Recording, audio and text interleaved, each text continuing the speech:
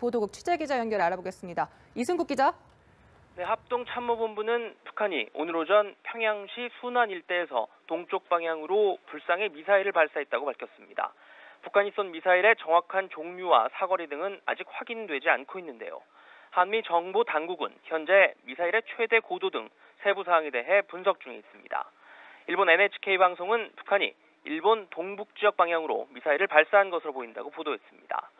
북한이 미사일을 발사한 건 지난달 29일 평양 순안 일대에서 중장거리 탄도미사일 IRBM급 화성 12형을 쏜 지 17일 만입니다. 당시에도 화성 12형은 일본 상공을 지나 북태평양으로 날아간 바 있습니다. 북한이 이번에 쏜 미사일이 IRBM급 이상의 탄도미사일이라면 미국 본토를 타격할 수 있는 대륙간 탄도미사일 ICBM 완성을 위해 대기권 재진입 등 핵심 기술을 시험하기 위한 것이라는 관측이 나옵니다. 또 이번 도발은 북한이 지난 3일 감행한 6차 핵실험에 대한 유엔 안보리 제재 결의에 반발한 무력 시위의 성격도 있는 것으로 풀이됩니다. 우리 군은 북한의 미사일 도발 감행 즉시 동해상으로 현무2 탄도미사일을 발사하며 대응 태세를 과시했습니다. 한미군 당국은 최근 북한의 미사일 발사 징후를 포착하고 면밀히 감시 중이었던 것으로 알려졌습니다. 이런 가운데 청와대는 잠시 뒤인 오전 8시부터 문재인 대통령이 직접 주재하는 국가안전보장회의 NSC 전체 회의를 열어 대응 방안을 논의할 예정입니다. 네, 북핵 위기가 계속되는 상황에서 도널드 트럼프 미국 대통령이 한중일 등 아시아 순방 계획을 밝혔습니다. 문재인 대통령 등 각국 정상과의 만남에선 북핵 해법을 집중 논의할 것으로 보입니다. 워싱턴에서 윤석희 특파원입니다. 도널드 트럼프 미 대통령은 오는 11월 한국과 중국, 일본을 방문하기로 했다고 직접 밝혔습니다. 트럼프 대통령은 허리케인 피해 지역인 플로리다주를 방문했다 돌아가는 기내에서 중국을 방문하느냐는 취재진의 질문에 11월에 단체로 건너가게 될 것이라고 말했습니다. 이어 일본과 한국도 건너가게 될 것이라고 덧붙였습니다. 트럼프 대통령의 아시아 순방은 취임 이후 이번이 처음입니다. 이번 순방에서는 무엇보다 핵 개발과 미사일 도발을 멈추지 않고 있는 북한에 대한 대응 방안이 집중 논의될 것으로 보입니다. 답방 성격의 한미 정상회담에서는 북핵 대책은 물론 한미 자유무역협정 재협상, 방위비 분담 등을 논의할 것으로 전망됩니다. 아울러 최근 북한의 6차 핵실험 이후 정치 쟁점으로 급부상한 한반도 전술핵 재배치 문제가 다뤄질 가능성도 배제할 수 없다는 관측입니다. 중국 방문에선 유엔 안보리의 거듭된 제재에도 북한이 도발을 멈추지 않으면서 중국의 전폭적인 제재 동참을 거듭 주문할 것으로 보입니다. 다만 중국이 원유 공급 중단 등 강한 압박에 여전히 거부감을 보이는 만큼 대북 정책과 관련한 획기적인 합의안을 도출하기는 어려울 것이란 관측이 지배적입니다. 17일 만에 미사일 발사 전문가 연결해서 자세한 얘기 나눠보겠습니다. 이번에는 신종우 한국국방안보포럼 선임 분석관 연결돼 있습니다. 안녕하세요. 예, 안녕하십니까. 자, 북한이 발사한 탄도미사일 최대 고도 770여 킬로미터, 비행길이 3,700킬로미터. 자, 이 정보로 볼 때 어떤 미사일로 추정이 되고 있습니까? 일단은 이제 북한이 미사일을 공개할 때는 사전에 이제 예측한다는 건 참 좀 이제 무리가 좀 있는 건데요. 일단은 이제 북한이 지난 이제 8월 29일 발사한 이제 평양 순안에서 발사한 이제 하고와 거의 유사한 궤적으로 날아갔다고 보여집니다. 그리고 이제 오늘 비행 시간도 약 20분 정도 미만으로 알려져 있는데요. 고도도 지난번보다 한 200여 킬로 높은 것으로 봐서는 화성 12형 가능성이 좀 현재는 높을 것 같습니다. 네, 지금 가장 관심이 말씀하신 대로 IRBM 화성 12형인지 아니면 혹시 미국 본토까지 위협할 수 있는 ICBM은 아닐지 이 부분이거든요. 정확한 이 부분은 어떻게 보고 계시는지요? 예, 보통 이제 ICBM의 정점 고도는 이제 뭐 10,000km 이상, 9,000km, 10,000km 이상 날아가야 되니까 네. ICBM 정점 고도는 평균 1,500에서 2,000km 차이가 됩니다. 이번에는 이제 발사한 것은 보통 ICBM의 평균 정점 고도보다는 상당히 낮은 이제 고도이기 때문에 예, 중장거리 탄도미사일 IRBM 가능성이 좀 높다고 고도로 보입니다. 볼 때요. 네. 예, 그렇습니다. IRBM은 어떤 무기입니까? 주로 어떤 타격 목표를 가지고 발사를 하는 건지 설명을 좀 해주시죠. 예, 실제로 북한의 입장으로 봐서는 IRBM은 괌을 타격하는 이제 탄도미사일 되겠죠. 무산과 같은 이제 비슷한 사거리를 가지고 있다고 알려져 있는데, 이제 오늘 발사한 거리를 봤을 때는 3,700km면 괌을 이제 충분히 타격할 수 있는 거리고요. 예. 보면 오늘 궤적을 봤을 때는 뭐 괌을 통과해서 200km를 더 날아갈 수 있는 그런 탄도미사일이라고 볼 수 있고요. 비행 시간 같은 경우는 보통 우리가 북한에서 할 때 20여 분 만에 타격이 가능하다고 이렇게 알려져 있는데요. 오늘 같은 경우는 이제 약 17분 정도로 일본에서 이제 알려져 있더라고요. 그런 면을 봐서는 좀 더 빠른 이제 중거리 탄도미사일이 아닌가, 중장거리 탄도미사일 아닌가 그렇게 좀 예상을 하고 있습니다. 예. 네. 지금 화면에 함께 보고 계시는지요? 네네. 네, 지금 예. 화면의 그래픽으로 지난달 29일 미사일과 이번에 쏜 예. 미사일 비교 화면이 나가고 있습니다. 예, 예. 일단 각도, 고도도 달랐고 비행 거리도 좀 차이가 있습니다. 좀 비교 분석해 주시죠.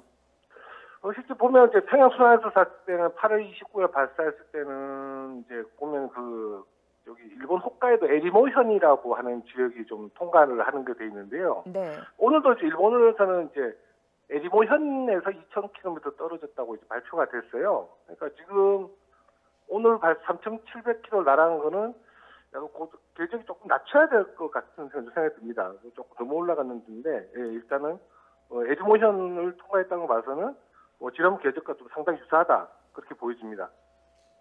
예. 최대 거리가 IRBM의 경우는 어느 정도까지 쏠 수 있습니까? 대략? 지금 화성 12형 같은 경우는 한 지금 5,000에서 6,000km 정도 날아간다고 알려져 있거든요. 예, 그러면 오늘 쏜 것도 정상 각도가 아닐 수도 있는 건가요?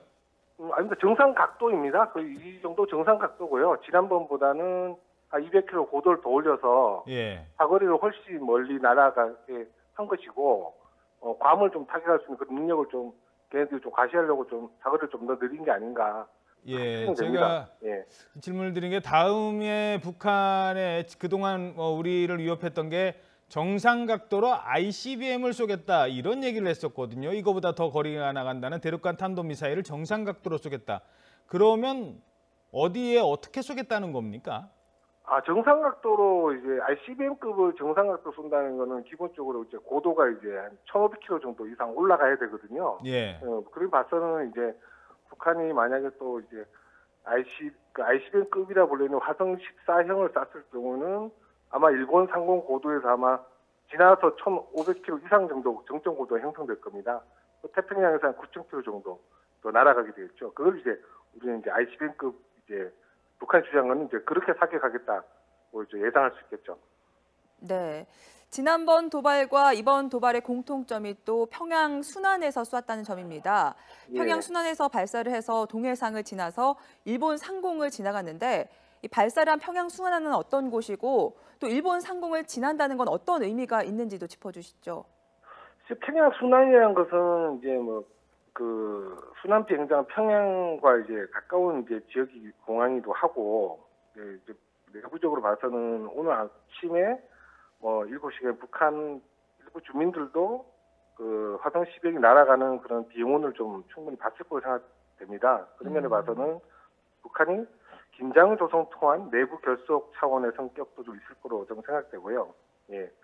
그리고 이제 지금 보면은 이제 화성 그렇게 생각됩니다. 예. 네, 또 일본 상공을 지나간다는 거는 사실 추락할 가능성도 있는데 그만큼 좀 발사에 자신이 있다 이런 걸 드러냈다고 볼 수가 있을까요? 네, 충분히 잘 지적하셨습니다. 이런 면들을 보면 우리가 지금 화성 12형은 지금까지 보면 지금 6차례 정도 발사를 한 거거든요. 네. 과거에 보면 이제 신포나 이제 북창에서 이제 발사한 걸 가지고 우리가 SLBM 아니냐 아니면 ASBM 그러니까 대함 탄도미사일 아니냐 했는데 북한이 과거에 지금 얼마 전에 이제 화성 14형 발사 축하 영상을 공개하면서 화성 12형의 발사 장면을 다 공개를 했어요, 사진으로. 화성 지금까지 총 6차례가 발사가 됐고요. 상당히 신뢰성 높은 이제 미사일이라고 볼 수 있겠죠. 예. 근데 북한이 지금까지 남은 것은 이제 동해상의 고탄도가 발사를 통해서 어떤 재진입 기술을 어느 정도 재진 기술을 이제 검증했기 때문에 앞으로는 이제 실사거리 발사를 주로 할 것이 예상을 했었죠. 근데 지금 화성 12형 두 차례 발사를 통해서 실사거리 발사에 가까운 이제 성능 실험을 한 것이다. 그렇게 네. 볼 수 있겠습니다. 정확도를 좀 높여가고 있다라고 보시는 거죠? 네, 충분히 정확도를 이제 그렇죠. 이제 재진입 이제 기술이 어느 정도 확보가 됐기 때문에 이제 정상 각도를 통해서 사거리를 실제 북한도 검증할 필요가 좀 있죠. 그러면서 이번에 두 차례 이제 발사가 된 것이고, 근데 따지고 보면 또 북한이 지금 과연 이제 보통 북한이 탄도미사일을 발사할 때는 이제 데이터 수집을 합니다. 그 그러니까 재진체 부분에 이제 안테나를 달아서 이제 그 뭐 주로 이제 비행 이제 거리라든지 단볼리, 뭐 엔진의 압력, 각도 그런 것들을 이제 보통 북한이 데이터를 수집하는데, 실은 북한이 중장거리 탄도미사일 개발에서 좀 제한사항은 데이터가 2,000km 정도 넘어가 버리면 뭐 지구 공면에서 데이터 수집 상당히 어려운 면이 있거든요. 그러다 보니까 북한이 과연 중장거리 탄도미사일 발사했을 때 그들이 과연 최종 탄착지를 확인할 수 있느냐, 이런 면에 대해서는 좀 의문이 좀 많이 듭니다. 쏘긴 쐈는데 원하는 곳에 제대로 쐈는지를 확인할 수 있는지. 네네. 그분, 예, 정확하게 말씀하셨습니다. 그러니까 지금 보면은 북한이 지금 화성 12형 이제 5차 발사를 했을 때는 과거와 달리 상당히 주장이 틀렸어요. 뭐 예를 들어서 뭐 일본 홋카이도 상공을 통과해서 뭐 북태평양 해상에 뭐 목표 지역을 타격했다. 그 비행 데이터는 전혀 공개를 안 했거든요. 근데 과거 이제 화성 12형이나 14형을 쐈을 때는 뭐 정점 고도뿐만 아니라 뭐 사거리, 그리고 제입체 내부 온도까지 이렇게 다 공개를 했습니다, 북한이. 그런 면에 대해서는 북한이 지금 데이터 수집을 제대로 못하고 있는 게 아닌가. 그런 좀 의문이 좀 있습니다. 자, 뭐 그거를 포함해서요. 북한의 미사일 발사 수준이라고 할까요? 현재 어느 정도까지 와 있다라고 평가할 수 있겠습니까? 예, 그 북한의 미사일 이제 평가를 이제 한다면, 북한의 미사일이 지금 상당히 엔진 부분에서 바뀐 거는 지금 지난 3월 18일 이제 3.18 혁명 엔진이라고 불리는 이제 엔진 시험을 좀 성공했을 때거든요. 그때 김정은이 과학 기술자를 좀 업어주는 이제 파괴 행보까지 보여줬는데, 북한은 지금 이제 그 화성 12형에 탑재된 3.18 혁명 엔진 약 80톤 추력으로 알려져 있는데, 이런 엔진을 지금 개발을 성공하면서 기술은 점점 더 가속화가 되고 가고 있다고 좀 평가할 수 있고요. 그리고 이제 3.18 혁명 엔진 같은 경우는 이제 화성 12형에도 쓰지만 화성 14형 준 ICBM급 탄도미사일 1단 추진체로도 동일한 엔진이 쓰입니다. 그러면서 엔진 기술과 재진입 기술이 어느 정도 성공을 했고, 그에 대한 기술은 이제 지금 전문가분들께서는 이제 미국과 소련의 한 30년 전의 모습이다까지 왔다, 그렇게 평가가 되고 있습니다. 네. 북한의 지금 도발 움직임을 보면 불과 한 2, 3년 전과 비교해도 굉장히 그 횟수가 잦아졌습니다.